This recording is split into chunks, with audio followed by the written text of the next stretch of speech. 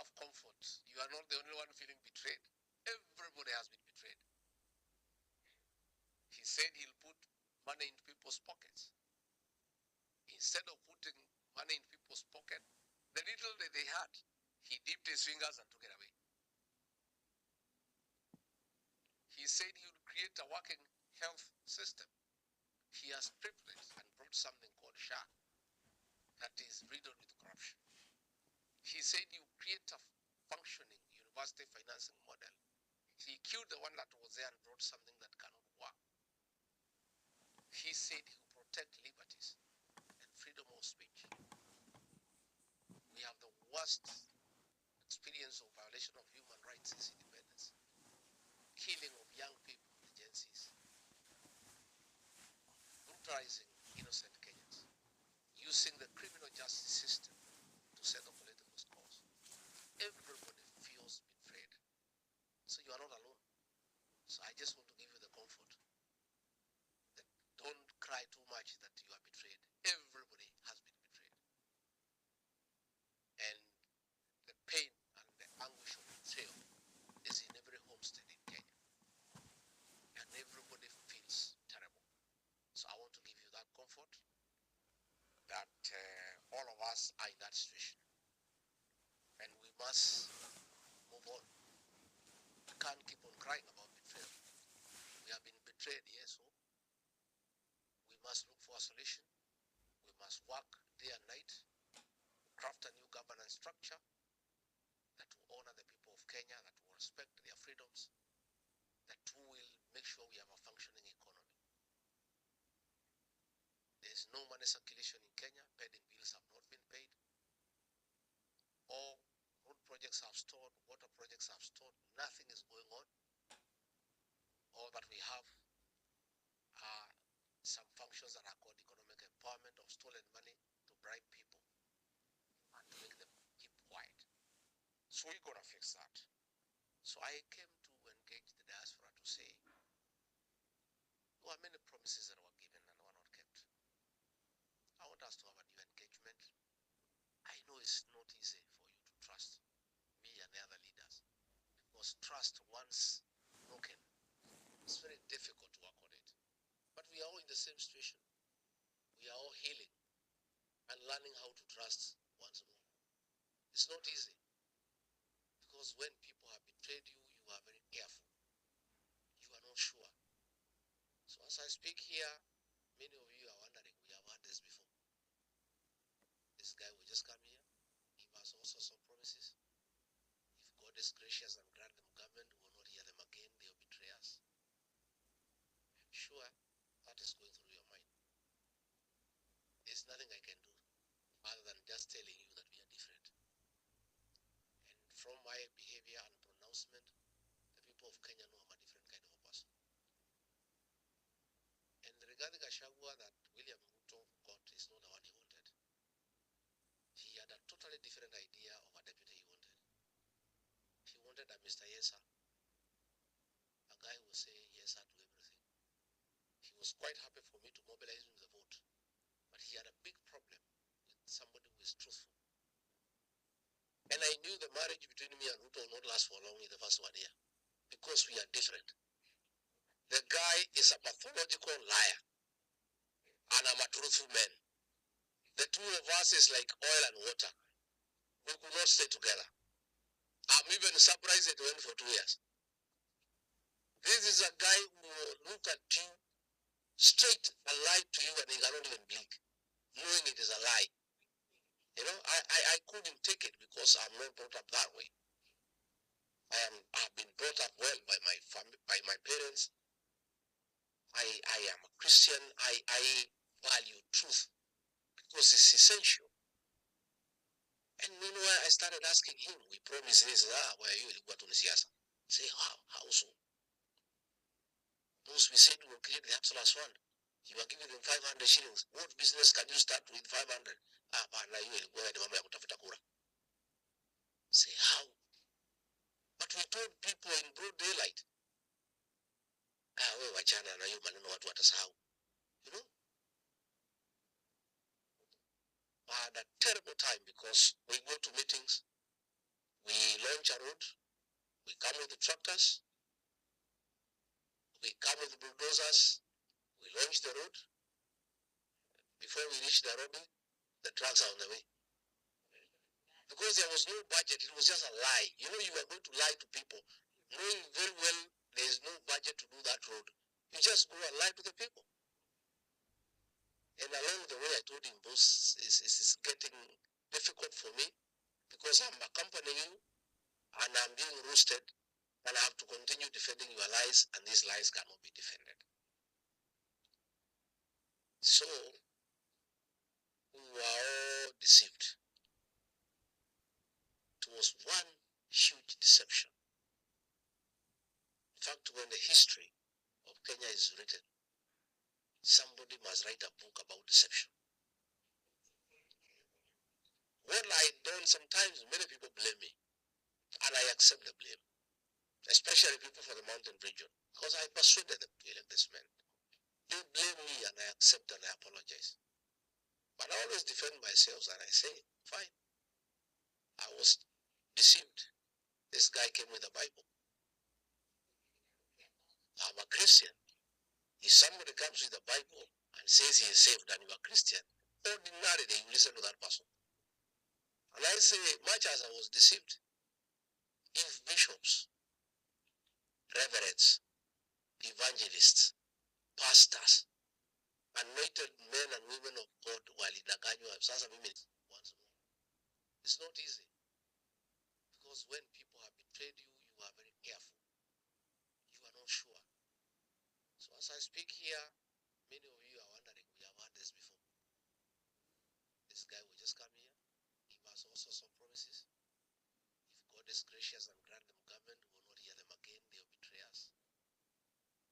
Sure, that is going through your mind. There's nothing I can do other than just telling you that we are different. And from my behavior and pronouncement, the people of Kenya know I'm a different kind of a person. And regarding gachagua that William Ruto got is not the one he wanted. He had a totally different idea of a deputy he wanted. He wanted a Mr. Yes sir, a guy who will say yes sir to everything. He was quite happy for me to mobilize him with the vote. But he had a big problem with somebody who is truthful. And I knew the marriage between me and Ruto will not last for long in the first 1 year because we are different. The guy is a pathological liar and I'm a truthful man. The two of us is like oil and water. We could not stay together. I'm even surprised it went for 2 years. This is a guy who will look at you straight and lie to you and he cannot even blink, knowing it is a lie. You know, I couldn't take it because I'm not brought up that way. I've been brought up well by my family, by my parents. I am a Christian. I value truth because it's essential. And meanwhile, I started asking him. We promised this. Where are you? Say, how so? Those we said we will create the Absalom's fund. You are giving them 500 shillings. What business can you start with 500? But now you will go ahead and say how? But we told people in broad daylight. Wewe wachana na hiyo maneno watu watasahau. You know? I had a terrible time because we go to meetings, we launch a road, we come with the tractors, we come with the bulldozers, we launch the road. Before we reach Nairobi, the trucks are on the way. Because there was no budget, it was just a lie. You know, you were going to lie to people, knowing very well there is no budget to do that road. You just go and lie to the people. And along the way, I told him, boss, it's getting difficult for me because I'm accompanying you and I'm being roasted and I have to continue defending your lies, and these lies cannot be defended. So we were all deceived. It was one huge deception. In fact, when the history of Kenya is written, somebody must write a book about deception. What I done, sometimes many people blame me, and I accept the blame, especially people from the mountain region, because I persuaded them to elect this man. They blame me and I accept and I apologize. But I always defend myself and I say, fine, I was deceived. This guy came with the Bible. I'm a Christian. If somebody comes with the Bible and says he is saved and you are Christian, ordinarily you listen to that person. And I say, much as I was deceived, if bishops, reverends, evangelists, pastors, anointed men and women of God walidanganywa, sasa mimi ni nani? Hata kama watu ya diaspora mmetembea mpaka Ulaya mnakaa na wazungu mmedanganywa, mimi ni nani? Sasa mtu ya monyoko, if this guy can call watu wanakaa Amerika mmechanuka mnakaa na wazungu, sasa mtu ya monyoro ni nani? You know, those are the issues. so good people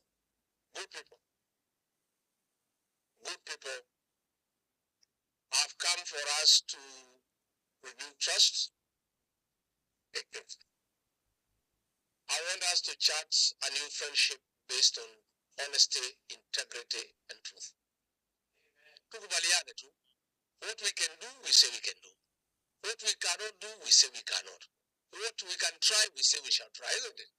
Yeah, that is true. You know, like I was there when you were promised that the deputy ambassadors in our embassies and high commissions will be from the diaspora. I was there when that commitment was given. It was not honored. I tried to fight hard for the consulate in Los Angeles to go to one of you. It was not possible. I tried to fight for the deputy ambassador in Washington, D.C. to be one of you. It was not possible. I managed in London. We got a bishop there who was in diaspora to be the deputy high commissioner in London. That is a promise any genuine leader can keep because it has no cost implication. Absolutely none. About 5, 6, 7 consulates, it may be difficult because they require financial outlay. But placing diaspora people as a deputy head of mission in our embassies across Kenya is a commitment any honest leader can keep because it costs you nothing. And it's also good for the country because you are saying this is somebody who has lived in the US for 10, 15 years. If that person is at the embassy, that person appreciates what Kenyans are going through in the US. That person understands how the Americans want to interact with Kenya. That person knows how we can get more business opportunities. That person understands how we can create our trade relationships with our host country. Because that person has been part and parcel of that country. Yeah? So I want to say those are things we are going to discuss, and I want to promise that all the things we agree that have no financial constraints, that just require goodwill and being truthful, will be done. I am aware of the need for more consular services across the United States. And that again is something any reasonable leader should be able to grant. We don't have to have physical consulates, but you can have a mobile service so that Kenyans can get consular services across their IDs, their birth certificates, their marriage certificates, this and that and the other. And where there are challenges, like you said, you are sorting out yesterday with the legal authorities, there are people who can help. I think in my stay here, we are going to engage and agree what we're going to do, how we're going to do it, going forward. I want to say that we have many things we shall discuss and implement. But as I've told you, you are the dairy cow of the Kenyan economy. I have every intention to keep that cow happy. Even if he's getting country music to sing to it, it's going to happen. Because we need money to grow our economy. And the money is with you guys. We must get this money. But we don't have got it. We are not going to get it by being liars, by mistreating people. It's by having a truthful engagement to see how these remittances can come and boost our local economy back at home. We had agreed on the housing fund. Initially, the president had convinced me that it was a good thing, and we thought we could have a diaspora bond. We build the houses together. Only for me later to learn that it wasn't as intended. It was just a scheme to make money by selling cement, by selling steel, by selling mabati for doing biashara. And Kenyans have said no. It's not the work of government to build houses. You do roads, get us water, get us sewage, get us electricity. Kila mtu atajenga ile nyumba ambaye inapelekana na uzito wake. Kitaka karumu moja, anaendelea. Kitaka one bedroom, anaendelea. So these are conversations that we're going to have, but I'm very, very happy to tell you that I'm very clear in my mind that for our country to grow, a very serious and practical engagement with the diaspora people is absolutely necessary, and I want to enter into that arrangement. Back home is not very rosy, but there is hope for a better tomorrow. The English say the darkest hour is just before dawn. Our dawn is coming. I think this morning they have sworn in the IBC. We'll have commissioners in place. And we're going to have by-elections. And that is our first test. Ya kupeana heshima na Kasongo. Tunataka tuheshimiane. Kenyans are very patient people. They have a serious, resilient spirit. And they are holding strong. I want to encourage you to hold strong too. You know from where you sit, the cost of living is very high. And if you want to know whether our economy is growing, just talk to the diaspora people. They are the best barometer. Forget about those economic service from Treasury. Oh, economic growth of 5.6%. Oh, inflation has gone down by 3 points. Forget about those things. If you want to know the way the economy is growing, talk to people in diaspora. They'll tell you whether there is growth or no. Because they do a lot of support for people back at home. They support their parents with shopping. Before 2022, they were doing shopping for 10,000. The same shopping today is 35,000. True or false? So you guys know when there is economic decline. You don't need anybody to tell you. You can tell. And you are feeling it when you are here because you support families back home. So the cost of living is unbearable. It's too high. Too much taxation because there's too much theft and too much diversion of public funds for selfish endeavors by the leadership. So these are things we're gonna do together. As we speak today, there is a lot of fear because of threats of killings.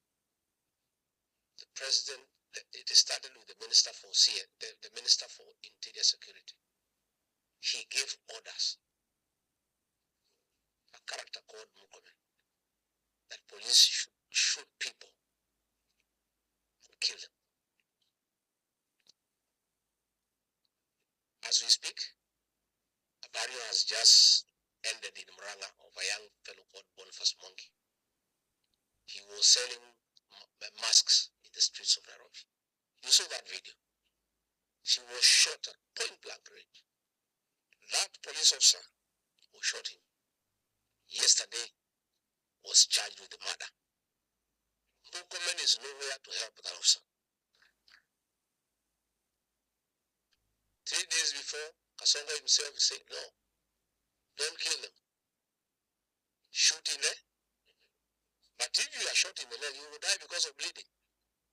He was simply saying the same thing, but in a simplified function. Because anybody who is shot is likely to die. That is the president, the commander-in-chief of the armed forces. He swore by the Constitution to protect life and property. He is issuing orders for people to be shot. The day before yesterday, the chairman of the Foreign and Defense Committee, Nelson Koech, said that the president is wrong for saying shoot on the leg. He said shoot to kill. That guy, his committee oversees the Department of Defense. That committee oversees the National Intelligence Service and the Foreign Service. So you can see the president and the homeboys are all talking about killing. When they are not talking about killing, they are talking about sending people to prison. As we speak, 38 Gen Zs were taken to court yesterday in Kahawa courts and charged with terrorism. Terrorism. So, what has happened is that for Ruto and the homeboys, the reality of one term has just sunk. They thought it's a joke, and they have gone berserk, and they have actually become reckless. Because when the president of a country tells police to shoot people, and he's the one who is supposed to protect people, is the highest level of recklessness. So that is a battle that I want to invite you to help us. We have no other recourse to save our country other than sending this guy home. Yeah? So, you guys, for the sake of our country, for the sake of our children, you must play a role. So I have come to the States to tell you, good people, you cannot be silent bystanders in the US.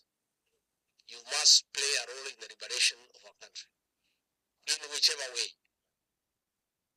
By talking to people back home, by pushing online, because I see you push a lot. You guys spend a lot of time on smartphone, and you are doing a good job. And the guys at home, because they listen to you, because ordinarily, any peacekeeper holder, anybody who has an income, has influence over a minimum of 2 other people. Yeah? You guys have a lot of influence back at home. The people you send money for shopping, for medicine, for school fees, they listen to you. Please tell our people back home that we have a task ahead of us to restore the dignity of our country and our people. This guy must be one town. That's idea. So that's idea. Again, we need to move around the country where you can help within your means and you have some resources you can help. You are welcome, so that we keep it going. We have 2 years to go. It's not easy, but it's good. But let me confirm to you people, that propaganda by William Ruto and his cronies, that is Kikuyu nation that is against him, is a lie. It's a big lie. I have been to the coast, it's one town. I have been to Kisii, it's one town. I have been to Masai Land. I have been to Western. I stay in Nairobi. I live in the mountain. Ukambani. So, Northeastern, I want to tell you, the diaspora. So, let me tell you, it's a narrative he was trying to create, and I want to thank the people of Kenya, because there was a hashtag that night across the country saying, no, if there's a Kikuyu who is against you, then I am. It's a national thing, and it's across the country, because everybody, irrespective of where they come from, is feeling the cost of living. All Kenyans, irrespective of the communities they come from, are against killing young children.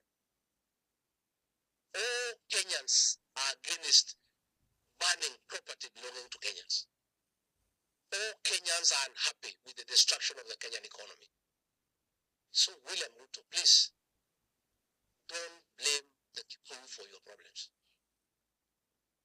They are not the cause of your problems. They never told you to kill children. They never told you to abduct the Gen Zs. They never told you to destroy the Kenyan economy. They never told you to overtax people. They never told you to be arrogant when speaking to them. You have caused your problems yourself. I told him before I left, he was speaking with a lot of anger. Nikamuuliza hii hasira yote ni ya nini? Kenyans are more angry than you are. They are just quiet because when you are angry, because you are angry, you can kill children. You can arrest others and take them to court.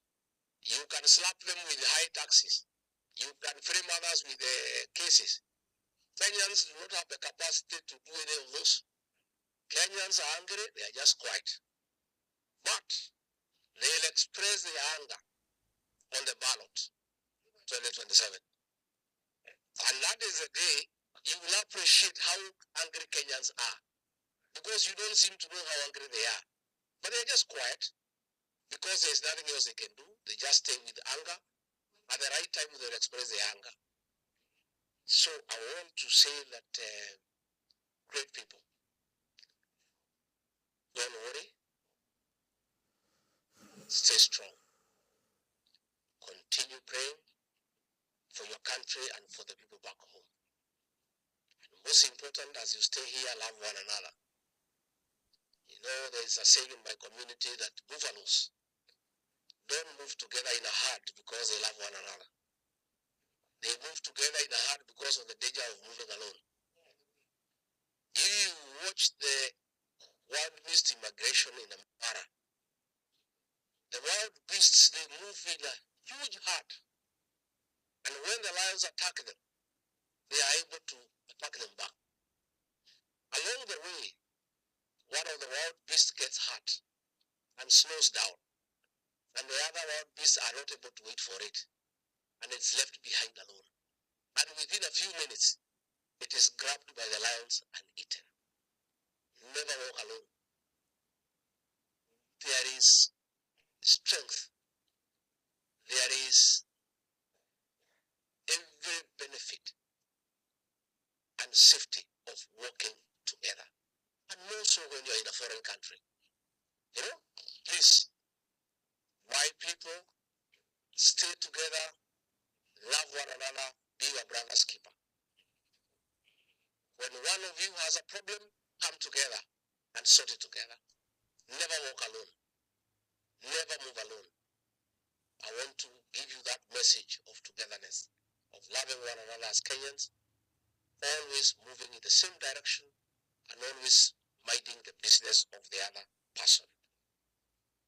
As I wind up, so that I can answer one or two questions, I want to assure you that we as leaders in the United Opposition are clear in our mind that we cannot allow ourselves to be divided because Kasongo will slip through and Kenya will be finished. None of us can afford the luxury of allowing him to come back. So we have agreed we'll stick together as a team. Na pale mwisho around December we'll produce one candidate to face Kasongo.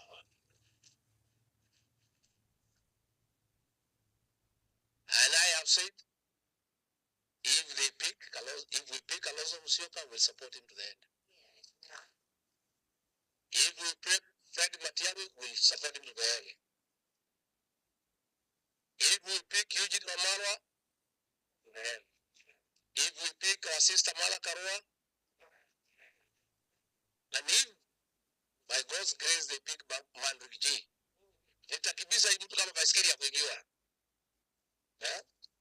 So, for all of us are selfless. Send me the greetings. I want to assure you we shall stick together to the end.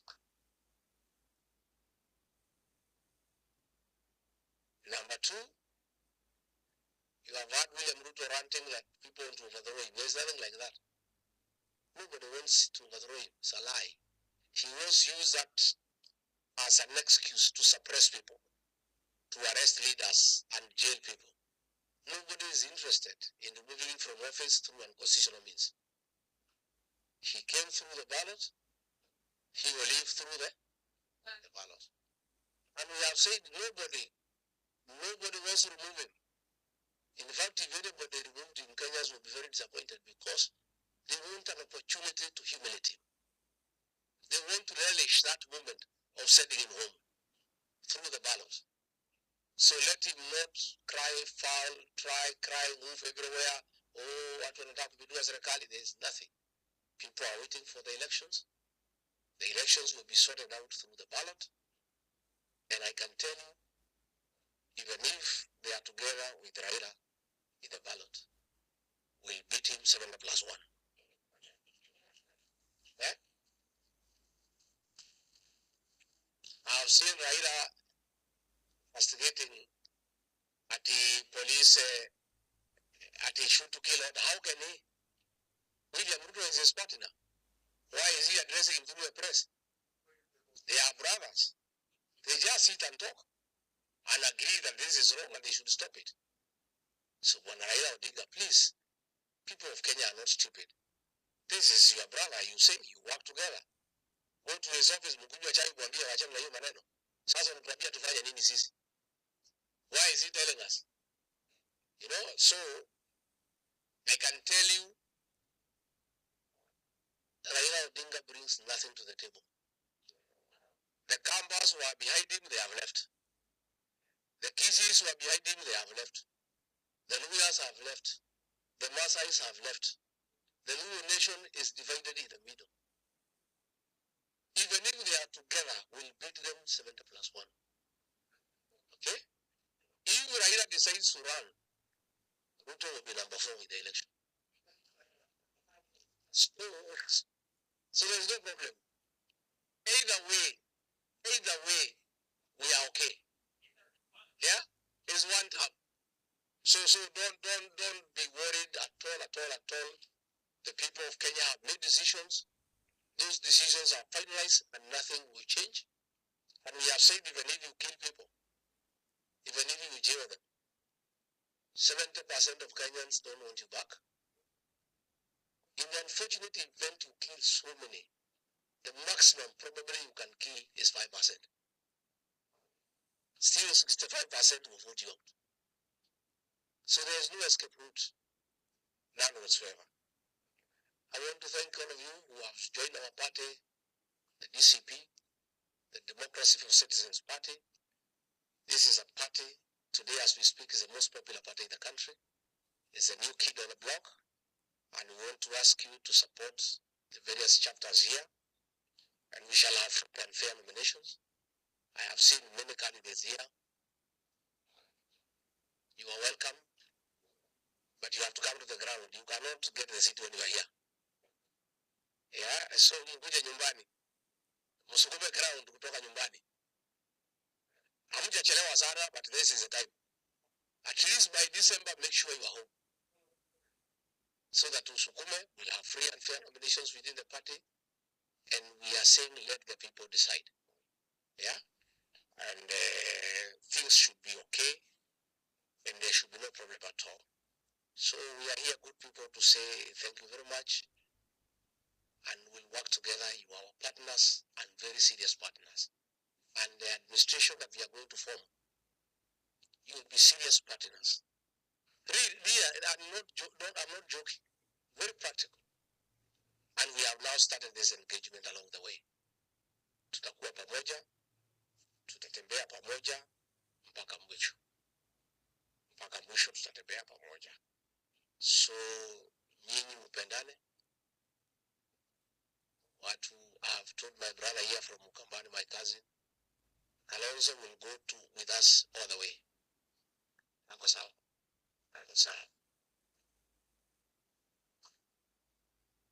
The guys from Kisii, Matiang'i will go with us all the way.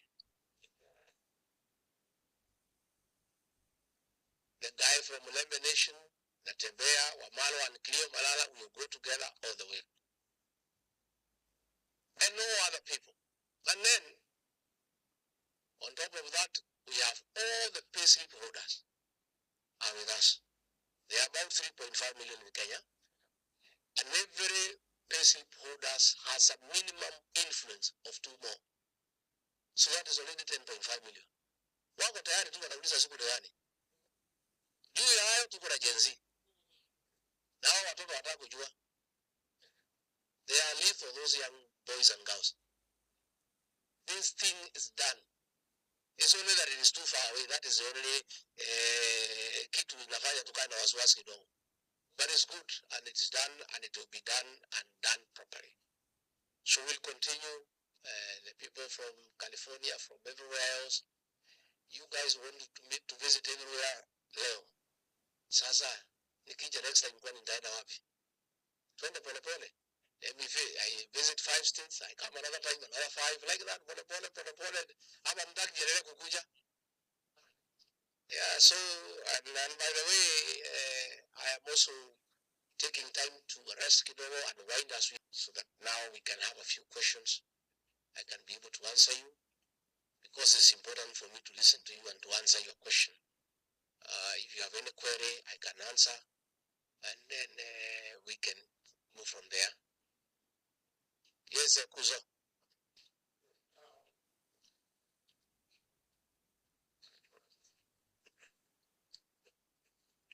Yes, my question is, back in Kenya, we have a lot of killings that have happened. We have seen a lot of human rights violation in our country. My big question is, for those families who have lost their children, for those families who did not, even some of them did not participate in the demonstrations.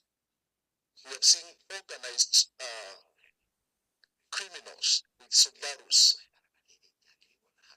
They claim they are not police officers, but we know who drives Subarus. I want to ask this question. When it comes to such a thing, is there any group that is going to prosecute this matter? I mean, ICC? Yes. Because we don't have anyone in Kenya who can help us on this. Thank you. We see the president praising the police. We see the minister praising the police. Even when they have shot sleeping children like Msichana Mdogo aliwawa, there is nobody in government condemning such killings. They are all praising the police for what they have done. My question is, who is fighting for these families? Thank you. Thank you very much. That's a very good question. Let me confirm that the killings that are taking place in Kenya are all crimes under the Rome Statutes and are admissible before the International Criminal Court. I want to confirm that we have put up a team that is documenting all the atrocities, all the killings, all the displacements, all the disappearances, all the abductions. And we have a team that is putting evidence together to take William Ruto to the ICC at The Hague. And you know the case against him when the 2007 post-election violence was not concluded. It was put on hold when witnesses disappeared. So his file is still open. In addition, we have formed a committee under Justin Muturi, the former Attorney General, the Committee on Restorative Justice, that again is looking at issues that when we form government, we will look into the compensation of Gen Zs who have been abducted and killed and other families that have faced atrocities under this administration. So, Musijali, and we are working on it. Again, we have a team of lawyers that are giving pro bono services to the Gen Zs.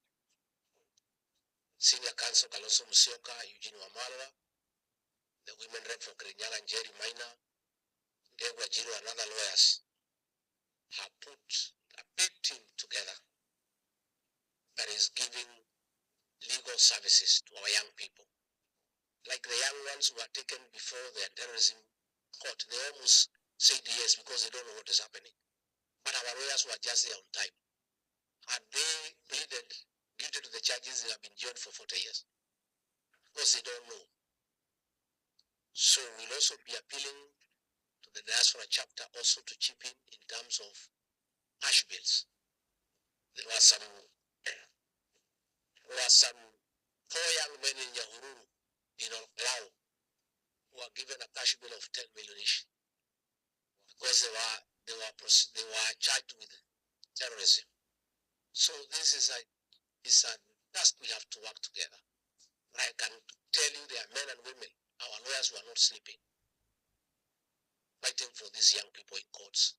Again, as I've told you, we are collecting evidence under the Rome Statute to be able to take these people to the International Criminal Court. I had the president asking me to go and report whoever is involved to the police. How do I report him to the police and he's the one? And he's using the police to defend the people who are destroying property. So we cannot report him to the police. I've told him we'll report him to the ICC. So that is going on. And on the issue of the Subarus, is a killer gang of 101 officers under the National Intelligence Service. They have been trained in abductions, killings, and cover-up. That is a group William Ruto is using with the Director of National Intelligence that is Nudin Hajj to kill our young people. Again, all that is being documented, and in the fullness of time, they'll have to face justice. Next question. Yeah, Your Excellency, my name is Bishop Michuki. I'm a visiting bishop to this country. And Your Excellency, is our Moses in our country whereby some people fear even to talk. And I would just ask this question on behalf of the nation of Kenya and the church in general.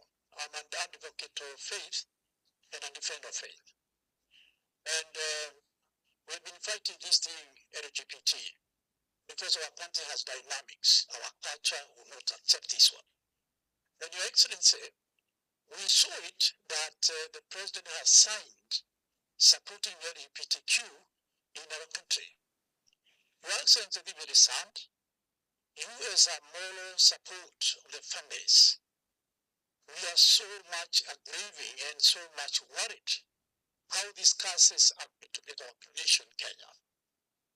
Your Excellency, the president is saying he's building a church, 1.2 billion, whereby he's supporting LGBTQ. We wonder what is he preaching. Your Excellency, can you light this one to the people in the community here who understand what the position is? Is a nation about LGBT. And I'm not scared to say that because we are against this thing in our country because it's against our culture. Praise the Lord. It's against our culture. So, Your Excellency, you as a moral supporter of families and your wife, Alexander Dorcas, who have been fighting along with us about this immorality in our country, what is your stand? Can you please put it clear to these people? Thank you, Bishop. Let me confirm that Kenya, our motherland, our nation, is a nation of morals and values. And we really respect our morals and our traditions. And what William Ruto is doing it as a person, in support of LGBTQ and other immoral practices. Is against what the people of Kenya stand for. Kenyans are people who value traditions, our culture, and our way of life. William Ruto will support anything for money. And that is the problem. And all these things, the solution is just one. What is the solution? So we all claim our morals and our values as a country and the dignity of the Kenyan people. And a new administration, as it were, would not permit anything of supporting immorality or practices that anti our traditions and our culture. Essentially, there is nothing wrong in putting up a church. But how do you put up a church for God, yet you don't obey the Ten Commandments? One of the most important one is thou shalt not kill. So how do you kill children and then you say you are putting up a house for God? It's not possible. The whole thing again is deception. You know what has happened is that the church, supported his candidature. He has lost the support of the church. So he thought if he says he's putting up a church in State House, our Christians, our pastors, our reverends will go back to him. It will not happen. It will not happen. It will not happen. So I want to confirm that we'll make sure that we support our values and our value system. You know, I saw the other day the personal assistant to the president, one called Farouk, parading one of our women leaders in a public function and parading her sexuality and asking people to get into a debate on issues surrounding her sexuality. Don't blame Farouk. I blame that leader. How do you subject yourself to that kind of humiliation? And you know, she was just there smiling and giggling. Did you see? And I want to say, that thing is not just about humiliating women. It was humiliating the community of Mount Kenya. Just Farouk showing how cheap we are, how useless we are, that he can parade Kenyan leader, a woman, in front of people and suggestively make some claims, and then the woman leader is just there giggling and laughing. You know, it's very demeaning, not just to women but also to our community. And these are the leaders I want you to help me back home. We must get rid of. Yeah? Mutani's idea. Yeah? These are the togeges that we found leading us. You know, they say wanasema ninawadharau, but you know that kind of behavior. How did you feel yourself? You know, it's so humiliating. You know, it's so humiliating to us. You know, that is how demeaning Ruto and Farouk are to our people. You know, ati anazungushwa na ambiwa tutano. Can you imagine? You know, so thank you. Next. Your Excellency, hello. Haya, sawa.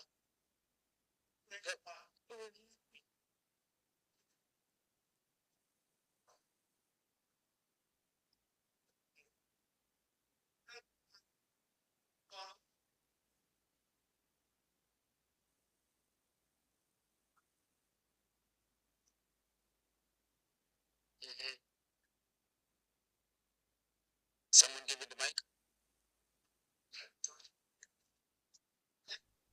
Who's on the media? Media. Yes.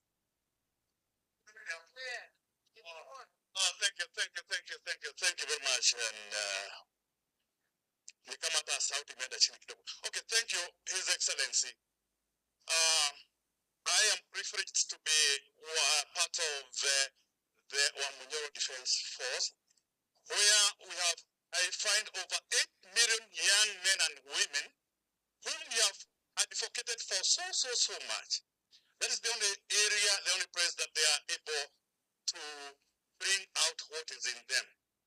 As we were having this conversation this morning, I have seen them write a lot of messages, and they are like, please, as His Excellency have his tour of America, our young men and women who are serving in the army, they are out here with us, and they told me to ask you to take note that all the speakers who talked this morning, they didn't have a young man or a woman whom you so much advocate about, the Gen Zs and the millennials. Please take note of that.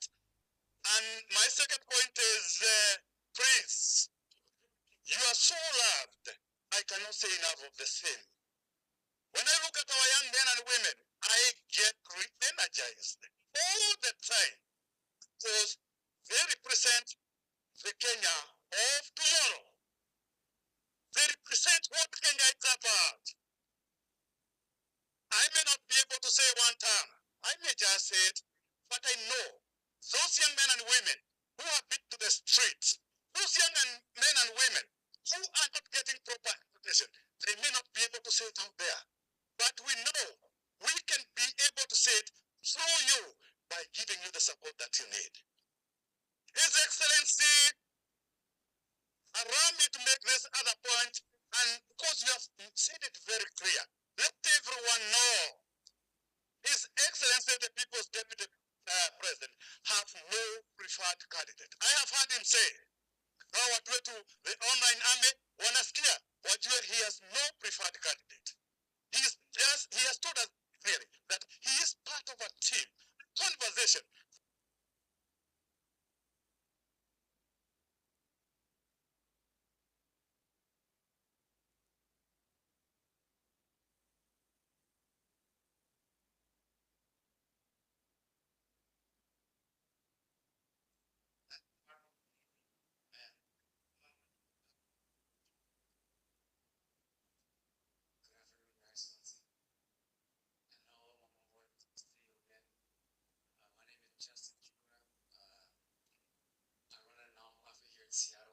I just wanted to bring a few things to our attention. You said the diaspora has a lot of influence, and I think what we've forgotten is the Gen Z here in America. We're undergoing a crisis that's being overlooked. I'm glad that you came to Washington State because I have some statistics to share with you. His Excellency answers all those questions, then we'll have one mama, just one mama, and then we do some ceremony there because of time. Thank you. Your Excellency, thank you very much. I want just to remind you that for 7 years you remembered my father, and we met and you helped me to come here in the United States, and I'm forever grateful. And thank you, Mama Boys Pia, for kutuma ujumbe and also the letter. So I'm deeply grateful for that, and I'll be forever grateful. My question is, I actually support the two Gen Zs what they have spoken, and it's actually very true. But here's the question. In the streets of Kenya, we have seen death of our youth. We have witnessed a birth of a new kind of youth. For us who are in diaspora, we are watching in our hearts, and we have purpose in our hands. So this is our question: how can we include our voice, our votes, and our vision for a new Kenya in the global conversation? Just another testimony: I have been able to represent Kenya in the human rights in Asia and also in Europe, and we are not much represented in the global arena. And I think it's about time for us to speak out and to start bringing justice, because our young people are struggling, and we have to be organized. And we're asking you, Your Excellency, to be able to support us so that such kind of ideas which have been birthed here can be able to be seen in the world. Thank you. Thank you. I answer those ones, then the last one. Let me answer the ones that have been asked, then you have the last one. Thank you very much, our Gen Zs. You guys are the present and the future of our country. And your stake in our country is higher than all of us, because you have much more longer to live. That is why the Gen Zs in Kenya have caused a revolution. They are there. And I can tell you, nobody will get anywhere without them. Yeah? In our party, DCP, the position of deputy party leader, strategy, has been reserved for the Gen Zs. And in fact, it has not been filled because they are yet to agree on who will present them. The Deputy Secretary General Strategy, Mabile Owino, is a 24-year-old girl.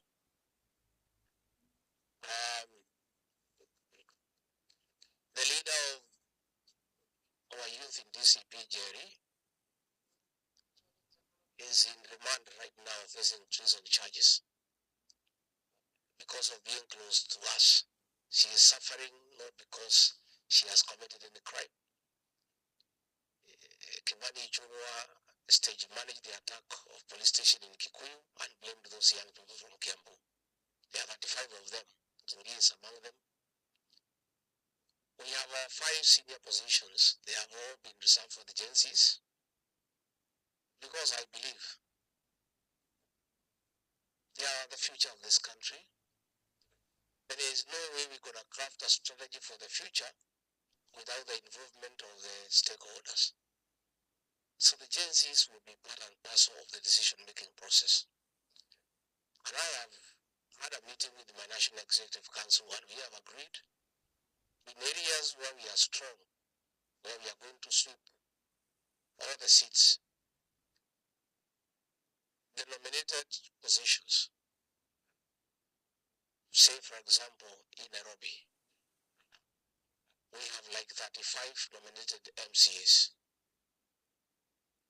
I believe about 30 of them will come to the party.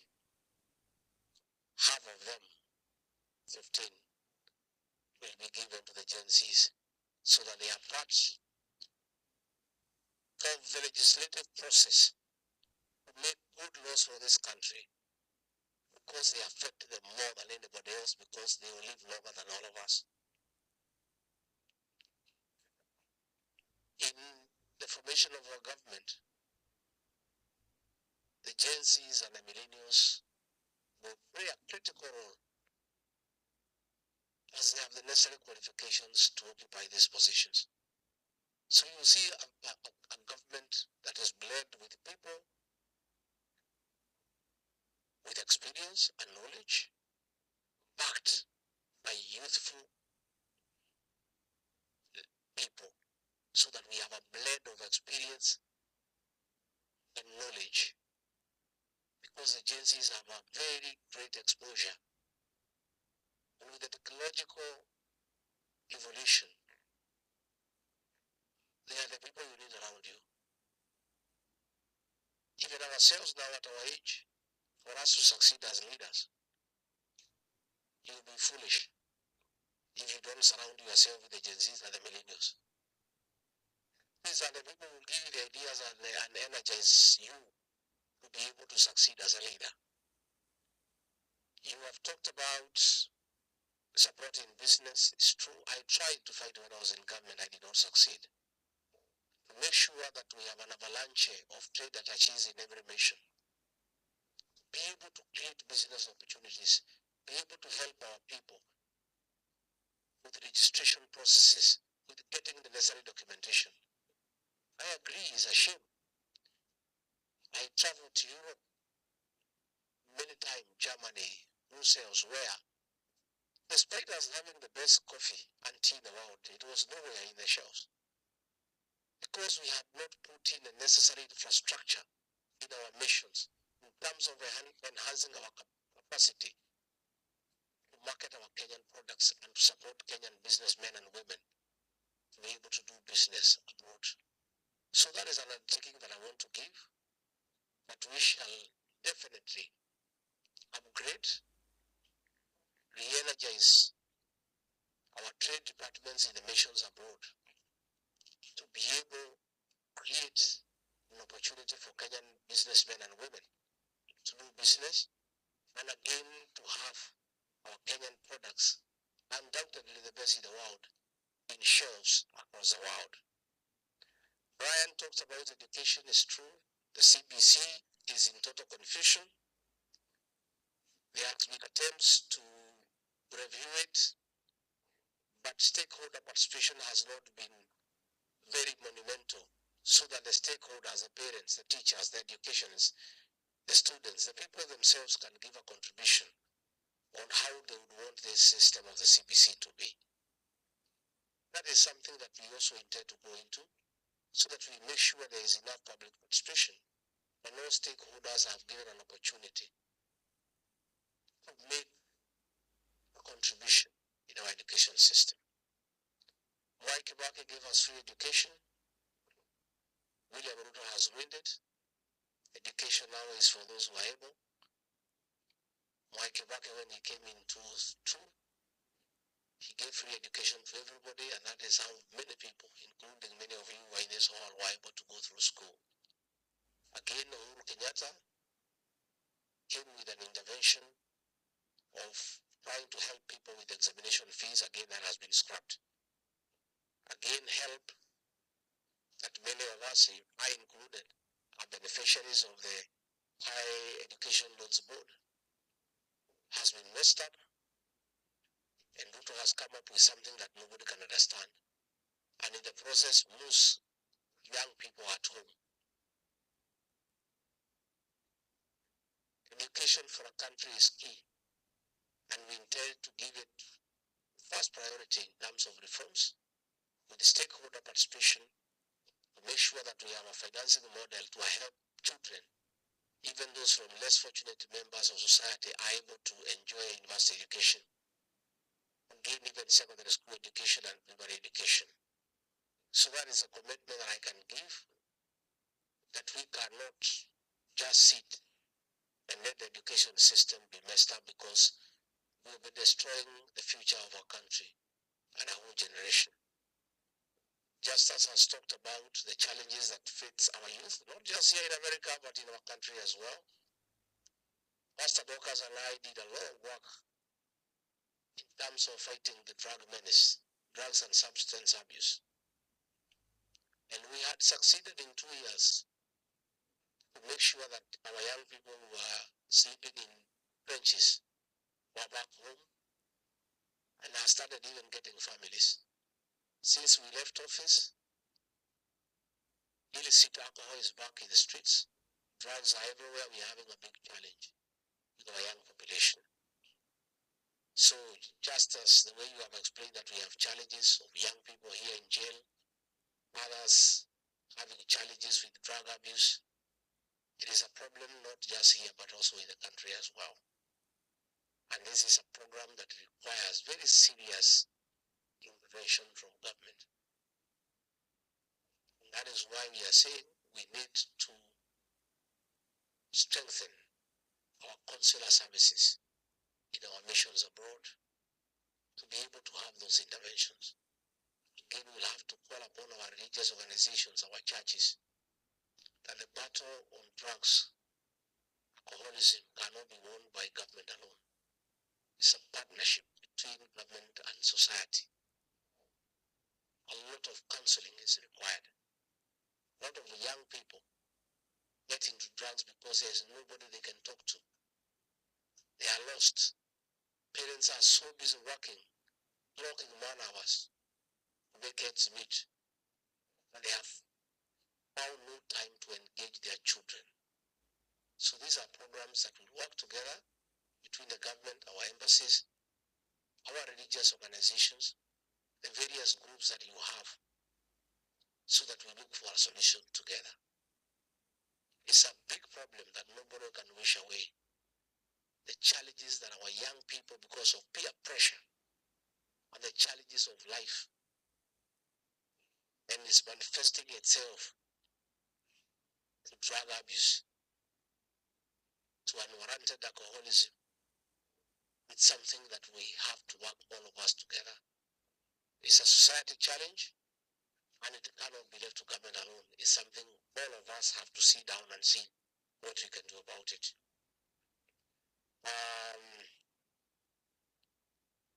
The Gen Zs must have a voice.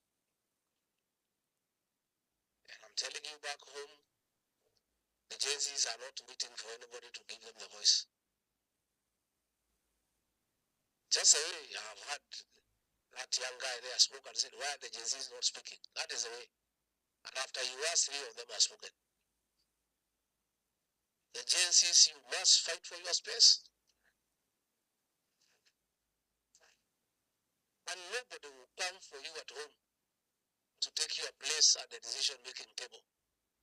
Ni wewe ufike mapema kwa meza na kuketi na kusema umefika na huwa na kalamu na karatasi. Don't wait to be invited by anybody. We're in a forum. You hear there is a forum like this one, unafika kabla wazee kufika. And to be present and available and take your space. Don't allow anybody to push you around. If you ask Kasongo today, what is worst nightmare ni Gen Z. Wamesukuma hiyo jamaa mpaka nywele imeisha kwa kichwa. Bado. Na bado. So we ask the Gen Zs now to register wachukue ID na kura. And I've told the Gen Z now, since this guy has pronounced himself, people should be shot and killed. I think we need to preserve our young people to be available to vote him out. We don't want them dead, isn't it? So mimi nauliza watoto wetu, tafadhali, let's be careful now. This guy has gone berserk. His ministers have gone berserk. We don't want him to kill you because you need to enjoy the future after his exit. And you cannot enjoy when you are dead. Absolutely. He has said you'll be shot in the leg. We don't want you to be disabled. So I'm asking the Gen Zs, your argument has been heard. You have said enough. The next stage, the next battle with Kasongo is on the ballot. And the Gen Zs must lead the way in terms of registering as voters and in terms of creating awareness. And they also help us in protecting the vote by broadcasting the polling station results to all platforms and adding up the figures quickly. Nyinyi mnajua hii presidential vote hata kabla IBC watangaze mtakuwa umetuambia mshindi ameshinda na kura ngapi na Kasongo amefukuzwa na ngapi. Sio? So the Gen Z, your voice is coming. And if you pronounce yourself properly the next 2 years and play a big role in the formation of the next government, you'll be heard and heard forever. Asante, madam. Where is the lady? Yes. I'm right here. All protocols observed. Hi, cousins. My name is Damaris Ngare. I am in the Pacific chapter with Kikonyo, and mine is on mitigation. And while you have said about the people coming back to ensure that we are planning, mine is on you as a DCP leader. The mitigations that you're going to have, you and your team. Our plea is because we believe if two cannot work together, then they cannot agree. So we are here, we have agreed to work with you, we have agreed to support you. We want you because you have worked with this current regime. You know all the loopholes, you know everything that is not working. We need you to mitigate anything that will not make us win. Yes. You need to give us a promise that as you leave this United States of America, that the diaspora team in general is going to stay and assured that you will have all the processes. Kura zitaibiwa, the elections, the IBC team, they will be fair. Everything will be narrowed down to, because our eyes are on you. So we will give you the support, we will give you the love, we will give you everything for the one mission that we have, that is one term. Thank you. On demand that you give us what we need and deserve for us to see a great nation of Kenya rise up again. Thank you. Thank you. Let me assure you, huyu Kasongo, mambo yake yote tunajua. Hakuna mahali atapitia. And even if he becomes the chairman of IBC, we'll still beat him. The margin will be so huge, I can tell you. Nobody can play around with it. But I agree with you.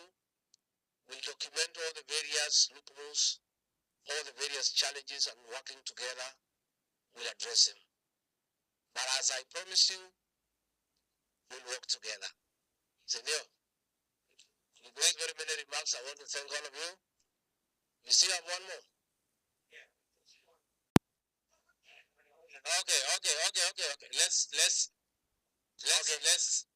Let's easy. Okay, let's have order, right? Let's have order. You've spoken, please. If there is anything, as His Excellency, he just spotted one. So we will just have one and then that's all, please. And this is by the honor of His Excellency. We have given you because you are in DCP colors. Thank you.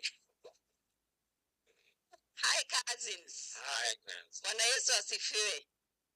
I'm Evangelist Yokabi, Director of Family Organization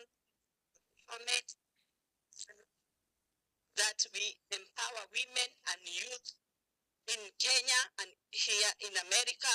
We have in office in Europe, Spain. We are condemning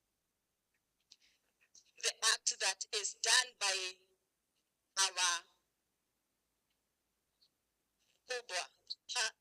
mkubwa, hata ninashindwa kumuita nini. Sisi wa mama, sisi kama nimeangalia, nimeona Kenya wa mama wanalia na uchungu mwingi sana, na hawana mtu wa kuwatetea. Sababu ukiinuka useme kitu, ukiinuka useme kitu jioni. Kwa hivyo nimesimama kama wa mama nikiomba His Excellency, ukienda Kenya, simama na watoto wetu. Vile wanasema watawapiga risasi miguu, wanamaliza kizazi chetu. Kwa hivyo tunaomba wa mama, maneno yote ya meneno hapa siwezi rudia. Mengi ya menenwa, nilikuwa nimesema nitanena hii, nikasikia imenenwa, umejibu swali vizuri. But wamama wa Amerika wateni kuogopa. God ndiye aliwaleta hapa. Mungu mwenye aliwaleta hapa tawadumisha hapa. Kwa hivyo tutafinyiliwa kwa sababu tumeambiwa maneno ingine. Kwa hivyo ile ningeomba wa mama wa Kenya muwatetee.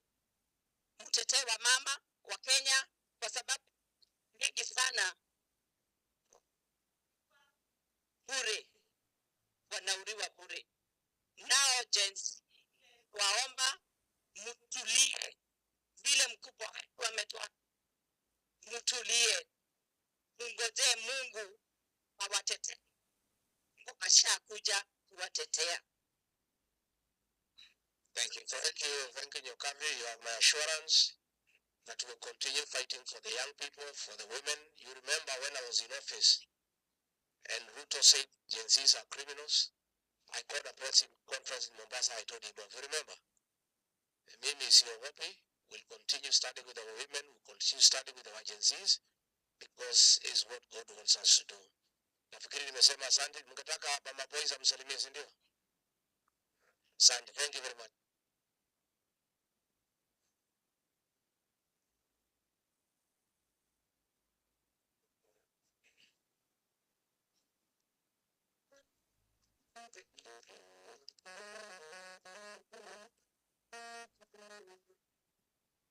Please, you may sit down. Good afternoon. Bwana asifiwe. Nipungie mkono. Bwana asifiwe. Thank you very much, the committee that has organized this. It is a very successful event where you can come and discuss. And when I look at what we are having here in Seattle, I think it is what should always happen. When His Excellency, the People's Deputy President, speaks about listening to the ground, he does not mean listening to the soil. What he means, he wants to hear the voice of the people. And the voice of the people is the voice of God, because people represent the omnipresence of God. And when people are heard, then you can be able to formulate good registration and laws that are able to govern them the way they want. Even God himself invites us to the place of coming and discussing. He wants to hear you. God can do all things and knows all things and does not need us. But in the Holy Book, he tells us, come, let us reason together. He can do all those things without consulting you. He says even before you say anything, he already knows what you want. But he has asked you, ask me. And I think that is where now the things went wrong. When we are not meeting, when we are not discussing, when people are intimidated to fear that you cannot be able to speak, when the church cannot be able to stand by the truth, when the church stands there and watches as children are being abducted, they are neutral because they do not want to offend somebody. When we sit there and see our children dying, men and women, families crying day and night. We see our children depressed, killing themselves, committing suicide. You go to the health system, it's not working. You go to education, it's not working. And we want to be silenced and to say that we are okay. And even if we were to live and live very long in such a situation, I think it will be the wrong way to live. And that's why everyone must stand up, because the country is ours. God created us to be able to live in a country that is peaceful, where people can discuss with one another, where people have health systems and structures that are working, where people have shelter, people are fed, where our children are not killed every day. And I think it is us to say how we need to be governed. When we went to the elections of 2022, we worked very hard. It was the first time I think the church was involved. And what we wanted is the church to sit on the decision-making tables where we could make a difference as a people. Because the Christians or the religious people, they don't go to heaven and come down in the morning. We walk on those roads. We are the ones who, we need that clean water. We need all these things. And therefore, sitting down and also being the compass and the conscience of the society, where we can say killing is wrong, murder is not allowed. When we can sit on those decision-making tables and south, we tell them the Bible says. And I think many of the people who are there, they are blaming us for having spoken concerning our president who is there today. But I can tell you, when I preach to you, because now I'm a preacher, and you get saved, I do not come to follow to see how you end with God. Your decisions can either make you backslide and you will receive a punishment from God. It is not for the preacher to come and make you holy. It is you to maintain the testimony that you have been given. It goes the same even for the presidents that we choose and elect all over the world. They are supposed to serve the people. And if they don't serve the people, then the people will speak against that. And I think it is a decision that every one of us makes that makes a difference. And therefore, you made a conscious decision yourselves to invite my husband to come here and be able to speak with you and reason with you and hear you what you are saying in the United States. And I believe that all of us, why we are here and in large numbers, is because we are concerned and we are patriotic about our nation. And we would like to see a change. And that is why our president must listen. He must have an ear that will listen and make sure that he's doing the right thing. There is no problem in him building a church at the State House. That would be fine. But if you are to put up a church in the State House and there is blood in your hands, where everyone is complaining about violation of human rights, where we are talking about murder of our children, where people have tears, men are crying. You saw the father of Oluoch. The only son, one son he had, he's dead, and we cannot resurrect him. And all we need is to speak to our children. Yes, they may have their own issues, and they will have, because even us, we are not better. I think it is time we speak to our children and the Gen Zs who are out there and let them feel that Kenya belongs to them. Let them feel that they are wanted there. Let them be able to be given the opportunity to be able to exploit the great potential that are in these children. And if you saw during that time, His Excellency, the People's Deputy President, he was very, very a great pillar to what I was doing, being able to fight the substance, the illicit brew and substance abuse. They came up and registered roads from the county, and I think that is what was bringing success. But after that, the registration was changed, and you need to speak up. We have children who are out there now with bills that they cannot be able to afford. And I think as Gen Zs, as the mothers and everyone, you must start to know how are you going to raise the money. Because they imagine that if, for instance, those children are put there and they continue to be put on terrorism cases, what will happen is that they will not be able to, they will be detained there for a long time. They may not be able to raise the 10 million they are being asked, and so our children are going to have issues. So we must start really thinking and thinking how can we be able to help and to change Kenya. May God bless you. Thank you. Let's give a hand clap once again as we near our time to do something different. Kiaria, please.